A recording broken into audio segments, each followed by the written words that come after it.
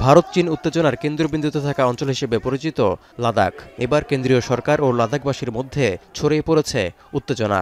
রাজ্যের মর্যাদা ও সাংবিধানিক সুরক্ষার দাবিতে 10 সেপ্টেম্বর থেকে চলমান অনশন বিক্ষোভ বুধবার রূপ নেয় সহিংসতায়। বিজেপির আঞ্চলিক কার্যালয় সহ বেশ কয়েকটি গাড়িতে ধরিয়ে দেয়া হয় আগুন। পুলিশ বিক্ষোভকারীদের মধ্যে সংঘর্ষে প্রাণ ঝরে অন্তত 4 জনের।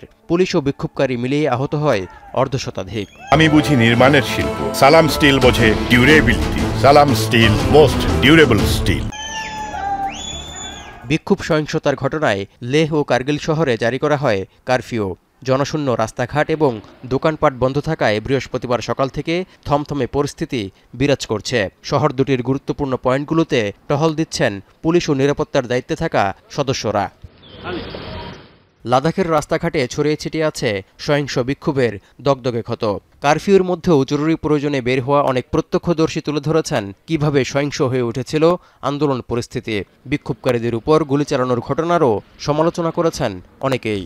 कुछ लद्दाखी लोग कुछ मांग कर रहे हैं, यहाँ पे अनशन पे बैठे थे तो उसको कोई देखने वाला, गवर्नमेंट के कोई देखने वाला नहीं है। इसकी वजह से सबको लोगों को गुस्सा है कि ये सब किया। Whenever there was an ebb and flow in the talks, we used to have these sit-ins and peaceful demonstrations. It is very unfortunate that the violence. I do not understand as to who gave the orders to shoot people.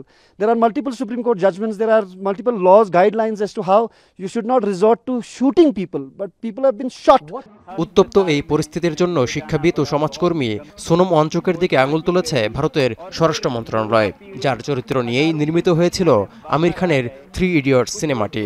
সেই সোনম ওয়াংচুকের উস্কানিমূলক বক্তব্যের কারণে অনশনরত লাদাখবাসী উত্তেজিত হয়ে উঠলে সহিংস অবস্থা তৈরি হয় বলেও অভিযোগ আনা হয়েছে। এরই মধ্যে ওয়াংচুকের বিরুদ্ধে তদন্তও শুরু করেছে ভারতের কেন্দ্রীয় গোয়েন্দা সংস্থা সিবিআই। 2019 সালে বিজেপি সরকার লাদাখকে জম্মু ও কাশ্মীর থেকে আলাদা করে কেন্দ্রশাসিত অঞ্চল ঘোষণা করে। তখন থেকেই বৌদ্ধ অধ্যুষিত অঞ্চল লেহ এবং মুসলিম অধ্যুষিত কার্গিলের মানুষ রাজ্য মর্যাদার দাবিতে আন্দোলন করে আসছে, যার অন্যতম নেতৃত্বে রয়েছেন সোনম ওয়াংচুক। এরপর 2023 সাল থেকে লাদাখের নেতাদের সাথে আলোচনা করে আসছে ভারতের স্বরাষ্ট্র মন্ত্রণালয়, কিন্তু এখনও কোনো সুরাহা হয়নি। তৌহিদুর রহমান, এখন বিশ্ব।